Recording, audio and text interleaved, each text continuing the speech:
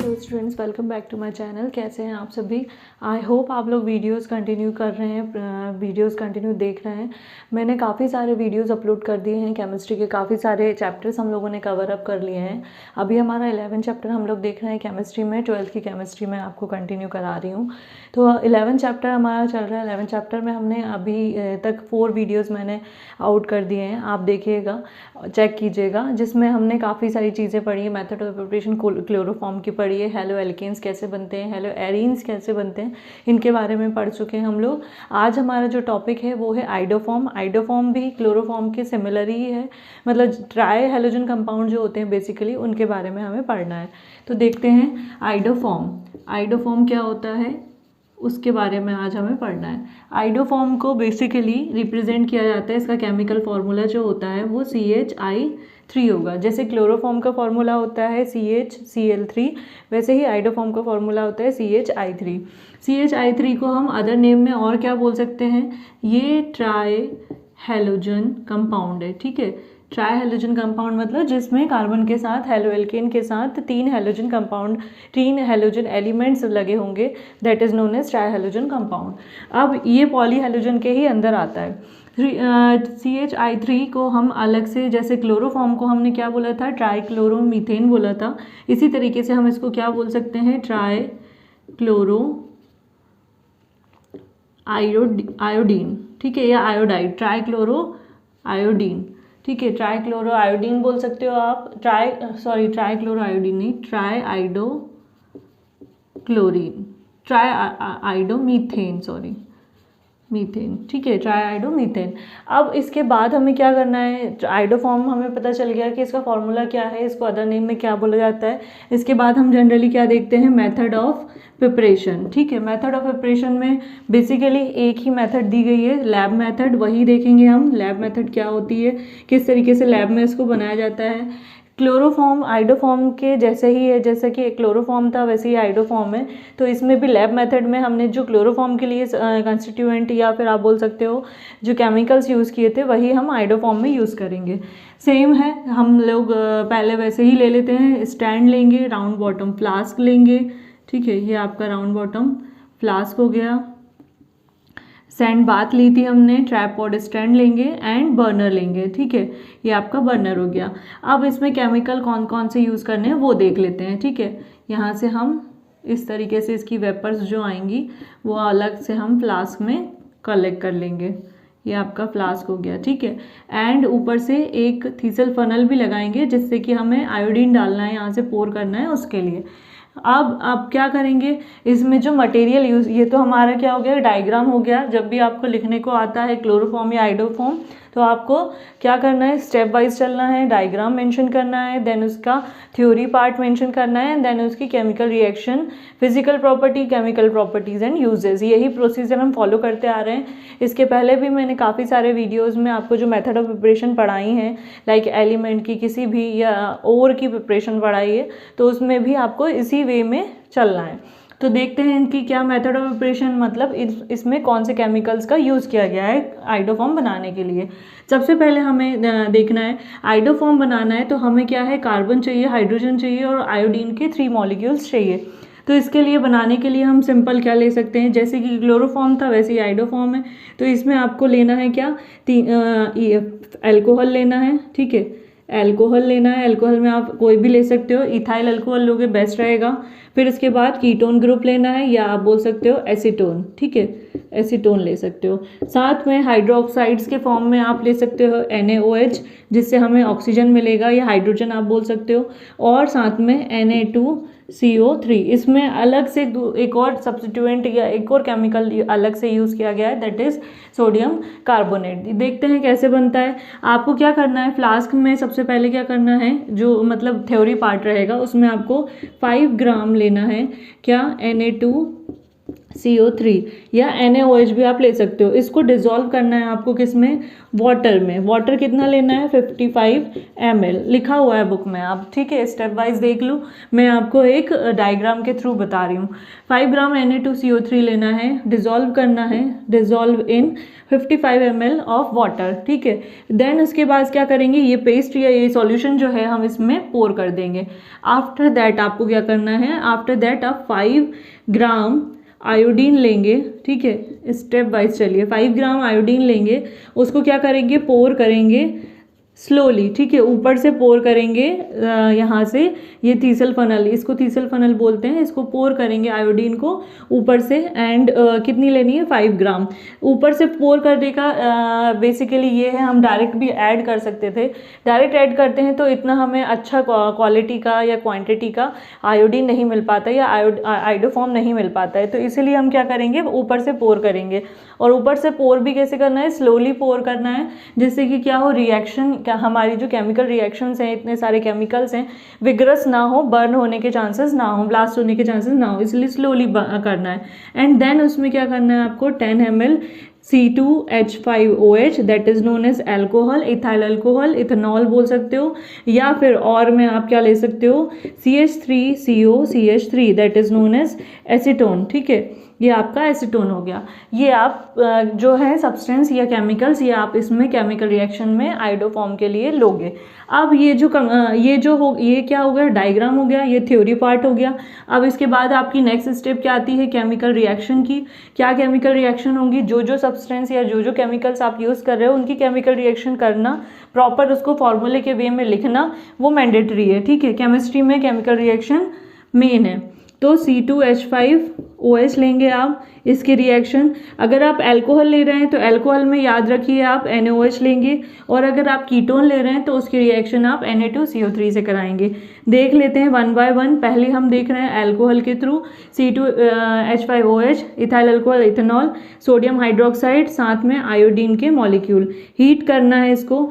One more thing, heat करेंगे हम तो हीट पे जो टेम्परेचर है, इसमें टेम्परेचर भी बताया गया है, 70 डिग्री सेल्सियस टेम्परेचर मेंटेन करके रखना है। बिकॉज क्या होगा, 70 डिग्री से हाई नहीं होना चाहिए, 70 डिग्री के अंदर ही होना चाहिए, बाकी नहीं तो आयोडोफॉर्म के जो भी मॉलिक्यूल्स हैं वो और सब कंस्टिट्यूएंटली, या बोल सकते हो आप, डिसोशिएट हो जाएंगे और वो दूसरे कंपाउंड फॉर्म कर लेंगे। तो हमें 70 डिग्री टेम्परेचर मेंटेन करके रखना है। देन उसके बाद उसमें क्या देखना है, एक और इम्पॉर्टेंट चीज़ है कि यहाँ जितने भी केमिकल्स यूज़ होंगे या जो भी केमिकल हम डालेंगे इस फ्लास्क में, उससे कोई ना कोई कलर आएगा। उस कलर को हमें वेट करना है डीकलराइज होने तक। डीकलराइज जैसे ही वो हो जाएगा, उसके बाद क्या होगा, हम टेम्परेचर को बंद कर देंगे, मतलब बर्निंग उसकी बंद कर देंगे, क्लोज कर देंगे। और उसके बाद यहाँ पे जो फ्लास्क में जो भी क्लोरोफॉर्म या जो भी वेपर्स आके कूल होंगी आयोडोफॉर्म की, वो हम कलेक्ट कर लेंगे। जब वो कूल होंगी तो वो कूल होने पर येलो कलर ऑब्टेंड करती हैं, मतलब डीकलराइज हो गई, यहाँ पे केमिकल रिएक्शन कंप्लीट हो गई, वेपर्स आके कंडेंस होके यहाँ आ गई। यहाँ कलेक्ट हुआ कौन सा, येलो क्रिस्टल्स के फॉर्म में आयोडोफॉर्म, जिसको हम लास्ट में एंड में वॉश करेंगे अल्कोहल से और वाटर से। ये इस तरीके से आपका क्या बनेगा, आयोडोफॉर्म बनेगा। केमिकल रिएक्शन देख रहे थे हम, इथेनॉल की रिएक्शन NaOH प्लस आयोडीन के साथ हीट कर रहे हैं 70 डिग्री सेल्सियस पे, तो क्या बनेगा, हमें बनाना क्या है, आयोडोफॉर्म। बेसिकली पहला ये निकाल लेते हैं, यहाँ पे OH भी है, मतलब H2O की भी प्रोबेबिलिटी है, H2O भी निकल सकता है, NaI भी निकल सकता है, NaI that is known as sodium iodide. साथ में एक और चीज़ याद रखिए, जैसे क्लोरोफॉर्म में मैंने बोला था कि वहाँ पे फॉर्मेट और एसीटेट का फॉर्मेशन होता है, तो यहाँ पे भी क्या होगा आपका, सोडियम प्लस करके sodium acetate HCOONA that is known as formate. और कौन सा फॉर्मेट, सोडियम लगा हुआ है, HCOO ग्रुप को फॉर्मेट बोला जाता है, पहले भी बताया मैंने। उसके आगे आप सोडियम लगा दो, कैल्शियम लगा दो, कोई भी ऐसा कंपाउंड जो कि मेटल है, कोई भी मेटल यहाँ पे लगा दो, बिकॉज ये नेगेटिव ग्रुप होता है, Na पॉजिटिव होता है, तो ये क्या कहलाएगा आपका, सोडियम फॉर्मेट। तो ये हो गई हमारी क्या, अल्कोहल से फिनॉल से रिएक्शन। सेकेंड रिएक्शन हम कीटोन के थ्रू देखेंगे, फंक्शनल ग्रुप हमारा जिसको हम एसीटोन बोल रहे हैं, CH3COCH3, ये हो गया। इसकी रिएक्शन हम किससे करा रहे हैं, जब एसीटोन ले रहे हैं तो Na2CO3 लेंगे, ठीक है, प्लस इसकी रिएक्शन आयोडीन से हीट करना है, क्या बनाना है, CH3 उसके बाद इसमें भी क्या बन सकता है, इसमें आपको कार्बन और एक्स्ट्रा में दिख रहा है, CO3 दिख रहा है, तो CO2 भी गैस भी निकल सकती है, वाटर के मॉलिक्यूल NaI भी निकल सकता है। साथ में जब एसीटोन ग्रुप लिया जाता है तो वहाँ पे एसीटेट का फॉर्मेशन होता है, दैट इज CH3COONA, इसको बोला जाता है सोडियम एसीटेट, ठीक है, एसीटेट। ये जो है ग्रुप है CH3COO, ये एसीटेट ग्रुप है, इसके साथ H लगा देंगे तो ये एसिटिक एसिड कहलाएगा। फंक्शनल ग्रुप आपने होप सो इसमें 11th में केमिस्ट्री में पढ़े होंगे, काफ़ी सारे फंक्शनल ग्रुप पढ़े होंगे। तो ये हो गई हमारी क्या, केमिकल रिएक्शन। पहली स्टेप हो गई हमारी डायग्राम बनाना प्लस उसको लेबल करना, ठीक है, कहाँ पे कौन सा केमिकल लग रहा है, कौन सा इंस्ट्रूमेंट का यूज़ किया है, प्रॉपर आप उसको मेंशन करेंगे। बर्नर है, ट्राइपॉड स्टैंड है, सैंड बाथ है, राउंड बॉटम फ्लास्क है, तो उससे आपका इंप्रेशन जो रहेगा एग्जामिनर पे अच्छा रहेगा। देन उसके बाद थ्योरी पार्ट पे आते हैं, मेथड लिखेंगे आपके क्या मेथड है, कौन से केमिकल यूज़ किए गए हैं। इसके बाद केमिकल रिएक्शन, देन इसके बाद आते हैं हम इसकी फिजिकल प्रॉपर्टीज़ कैसी होंगी, सेम एज सिमिलर होती हैं क्लोरोफॉर्म की तरह। पंजेंट स्मेल होता है, कलर जो होता है येलो कलर का होता है, मतलब क्रिस्टल्स के फॉर्म में। सॉल्युबल इन रहता है अल्कोहल में, ईथर में। इनसॉल्युबल रहता है आपका कहाँ में, वाटर में। तो सेम एज क्लोरोफॉर्म की, इसको फायर एक्सटिंग्विश इसको भी इंसेक्टिसाइड की तरह यूज़ किया जाता है, ठीक है। तो ये हो गई क्या, फिजिकल या यूजेस हो गए इसके। केमिकल प्रॉपर्टीज़ में आप आइडोफॉर्म की किसी भी कंपाउंड के साथ रिएक्शन करा के केमिकल प्रॉपर्टीज़ भी लिख सकते हो। वैसे बुक में दी नहीं है, बट आप अगर खुद से बना के भी लिखोगे तो भी उसमें कोई प्रॉब्लम नहीं है। तो यहाँ पे हमारा आइडोफॉर्म कंप्लीट हुआ। अब हम देखेंगे क्या, tetra halogen compound. Tetra halogen मतलब जिसमें क्या हो, 4 हेलोजन लगे हुए हों, मतलब 4 हेलोजन लगे होंगे चारों साइड में, किससे, एल्केन से, मतलब कार्बन से। तो वो देखते हैं वो क्या है।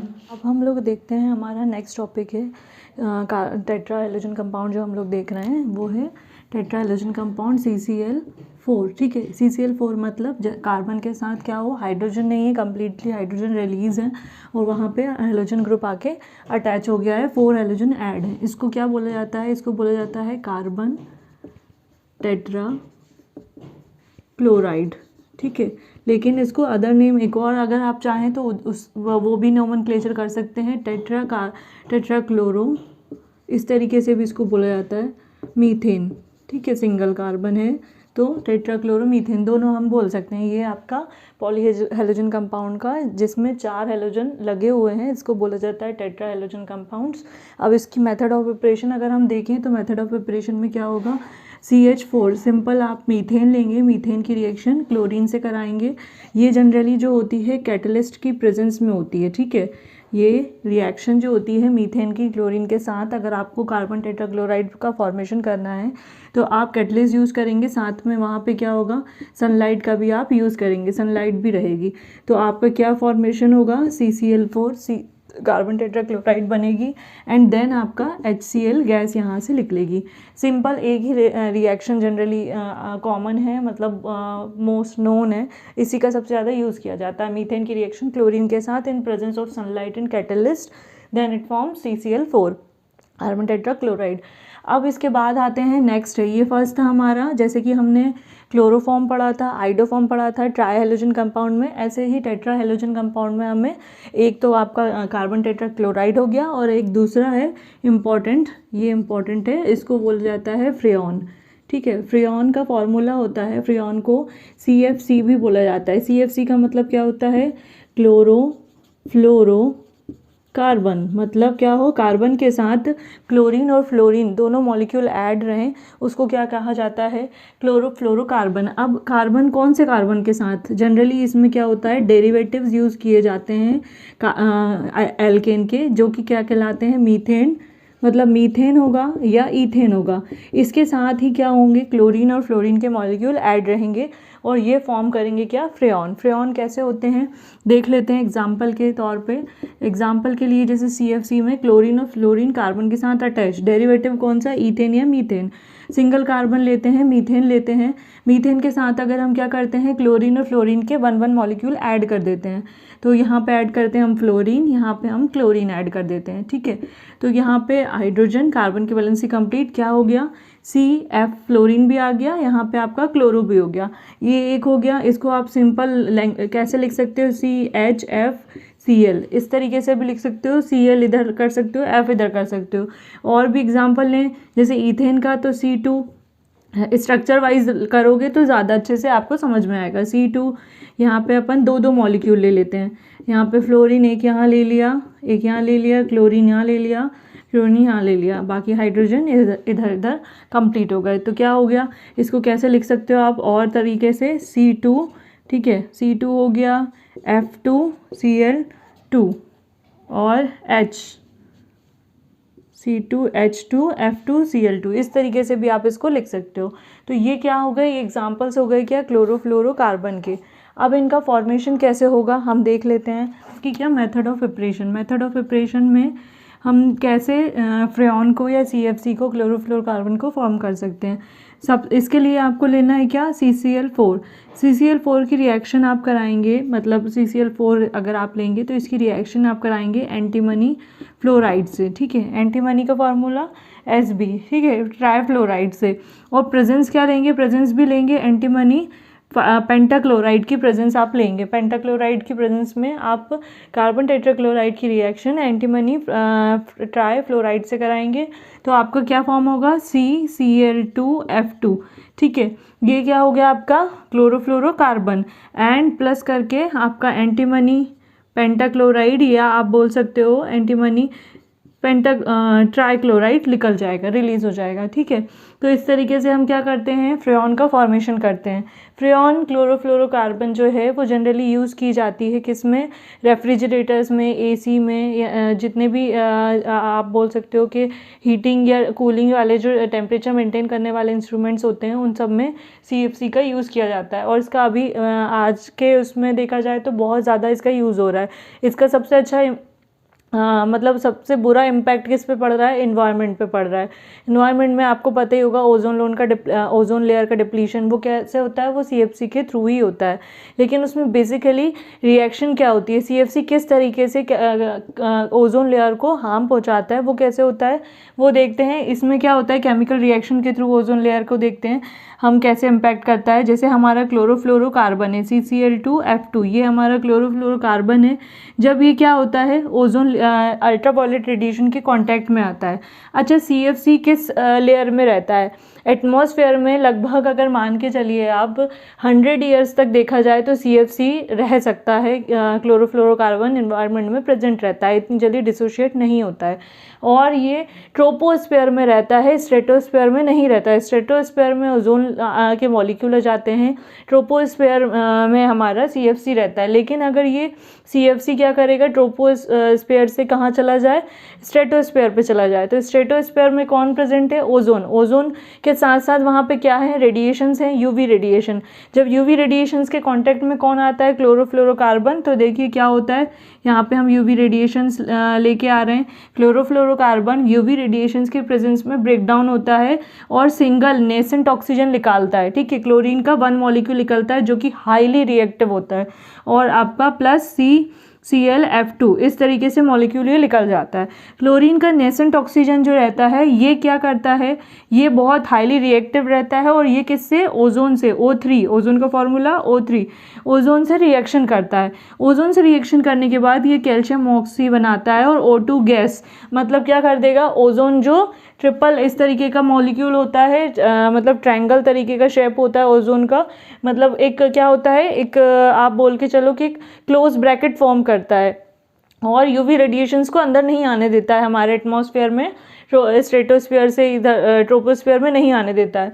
तो क्या होता है, ये मॉलिक्यूल का जो स्ट्रक्चर है या बॉन्डिंग जो है ये टूट जाती है, और टूटने के बाद ClO बनता है, और O2 का फॉर्मेशन होता है, मतलब वहाँ पे ऑक्सीजन गैस हो जाती है।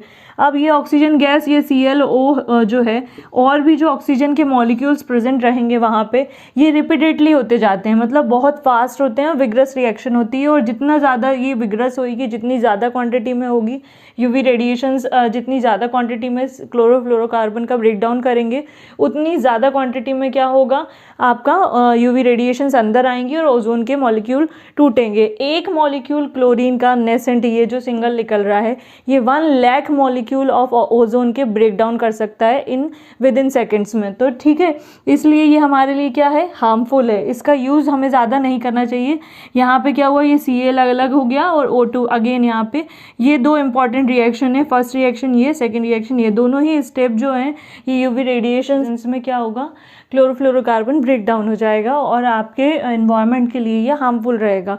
तो इसलिए हमें क्या करना चाहिए, क्लोरोफ्लोरोकार्बन का यूज़ बहुत कम करना चाहिए। इवन 1992 में समथिंग 1992 या 1995 में जो अमेरिका के वो प्रेसिडेंट थे बुश, उन्होंने तो क्या किया था, उन्होंने स्टॉप ही लगाती, मतलब पूरी तरीके से बैन कर दिया था जितनी भी कंपनीज थी जो क्लोरोफ्लोरोकार्बन का प्रोडक्शन करती थी या इसका यूज़ जिस भी कंपनी में किया जा रहा था, इंडस्ट्रीज़ में किया जा रहा था, उन पे बैन कर दिया था, क्योंकि वहाँ सबसे ज़्यादा डिप्लेशन ओजोन लेयर का देखा जा रहा था। तो 1 molecule of chlorine single nascent का 1 लाख मॉलिक्यूल ऑफ ओजोन को डिस्ट्रॉय कर देता है। और हमारे इन्वायरमेंट में यूवी रेडिएशन अगर एंटर करेंगी तो क्या होगा, कैंसर होगा, एनिमल्स स्किन कैंसर हो सकता है, ह्यूमन बींग्स में जो क्रॉप्स होती हैं वो डिस्ट्रॉय हो जाएंगी, एनिमल्स में भी काफ़ी सारी डिजीजेस हो सकती हैं। तो इसलिए इसका सब्स्टिट्यूट निकाला गया, फ्रेऑन का सब्स्टिट्यूट निकाला गया है, मतलब ऐसे प्रोडक्ट को, ऐसे सब्स्टिट्यूट्स को या ऐसे केमिकल्स को यूज़ किया है जो कि क्या हो, कुछ टाइम के लिए ही रहें, मतलब इन्वायरमेंट में, क्योंकि ये तो 100 ईयर्स तक रह सकता है फ्रेऑन अगर देखा जाए तो,